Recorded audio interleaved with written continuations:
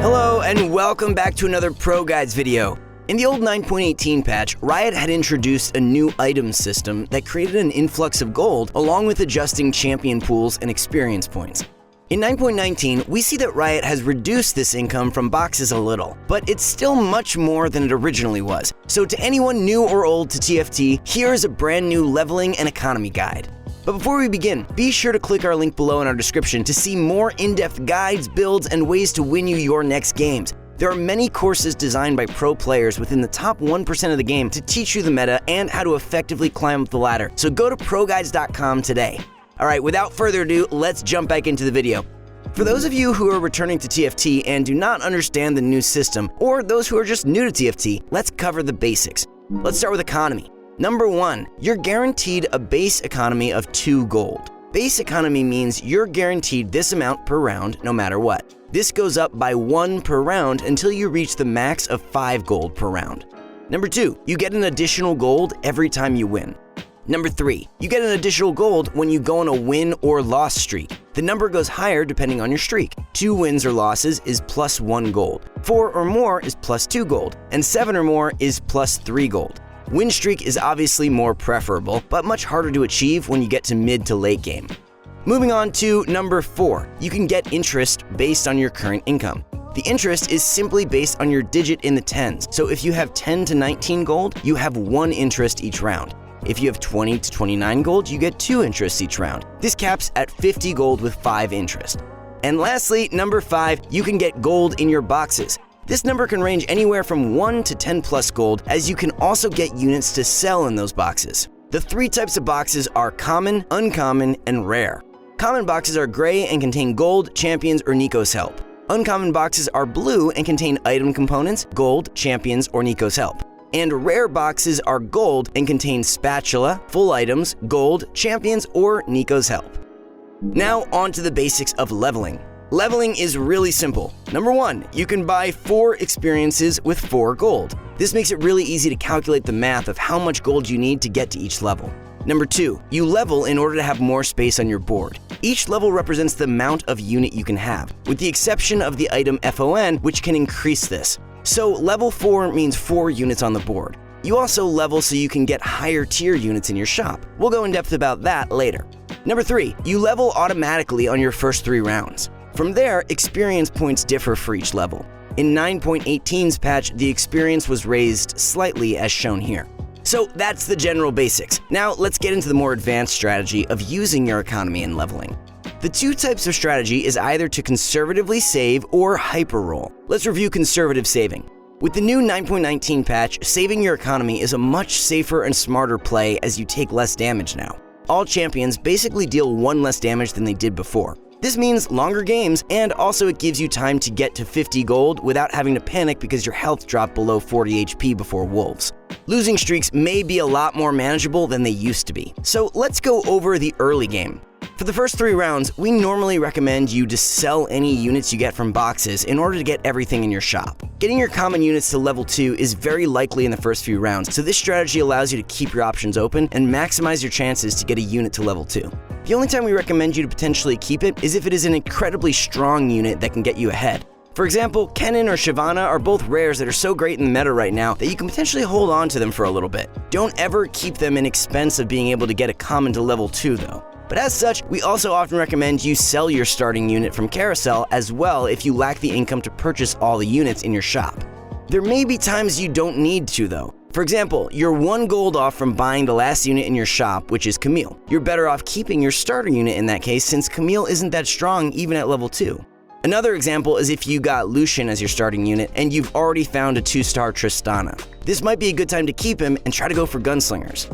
Now that you've stabilized your beginning units, it's time to start saving. With the new patch, it's best to get 50 gold as quickly as possible and from there on, begin to level or roll down to 50 each round. However, majority of the compositions revolve around higher tier units like Aurelian Soul for sorcerers or a Gnar for shapeshifters. You are unable to find any epics until level 5, and you can't find any legendaries until level 7. So although your goal is to get to 50 gold, you can't forget to level throughout. So here is a proper strategy to get your late game champions, which is one of the more aggressive leveling approach. On stage 2-1, you can level immediately if you have the gold for it and you're not aiming for a comp consisting of common and uncommon units. Definitely do this if you get yourself 1 or 2 tier 2 units, as you are not as desperate as other players to upgrade your champions. Getting yourself to level 4 in advance gives you a better chance to go on a winning streak and to start finding rares. After that, you can level again at 2-3 or 2-4. You should normally have the 8 gold needed to level again at 2-3, but if there were a lot of units that you needed, then you can wait around.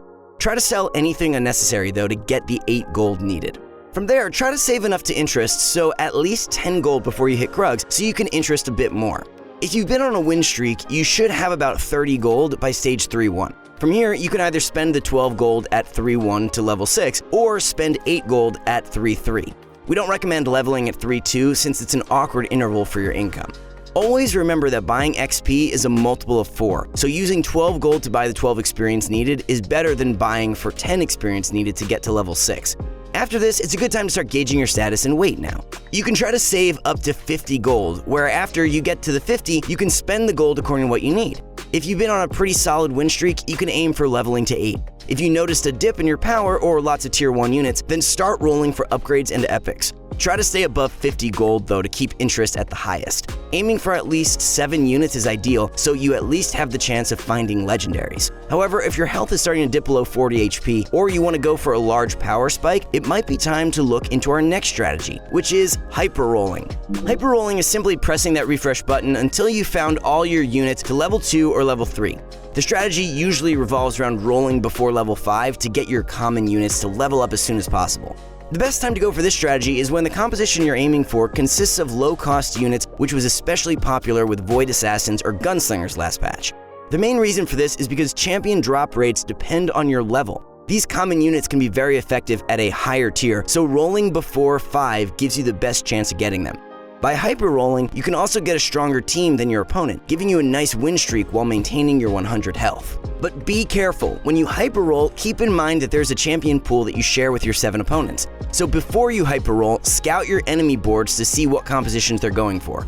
If you notice that 3 other players are going for your gunslinger composition, you can either choose to hyper-roll before they do, or switch out of the comp. Thus, if you're going for the early game strategy, see if they have already 3-starred their Tristana and Graves, or if they're just holding on to 1 of each unit, which means you still have a high chance of getting them.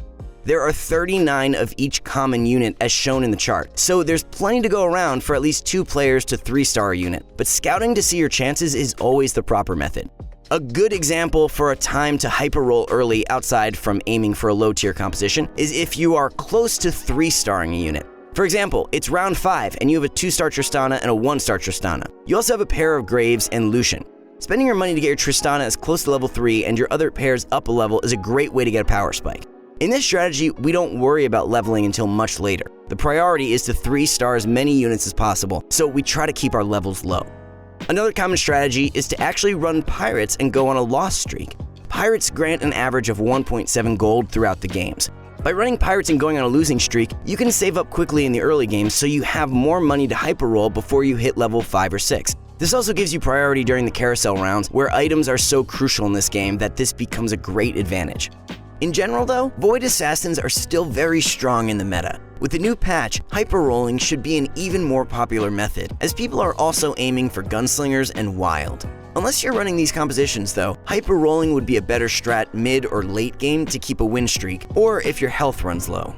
As mentioned before, always try to econ to 50, but if you've been on a solid win streak and have some pairs on your bench, spending gold to upgrade your comp to maintain that streak is pretty important. Finding the epics needed to complete your synergy before your opponents is also pretty crucial. On the other hand, don't save too much gold and expense your health. Early loss streak is fine, especially with the nerf of damage in 9.19, but loss streaking late game is a much bigger punish. Try to maintain your health above 50 during the mid game. And that's all for today. Hope you guys enjoyed this video. 9.19 has been a pretty fun patch with new items and lots of balances. Comment below on your new favorite comps to hyper-roll for and what other strategies you like to use. We hit 5,000 subs thanks to you guys, so let's aim for 10K next. Like and subscribe, and we hope to see y'all next time.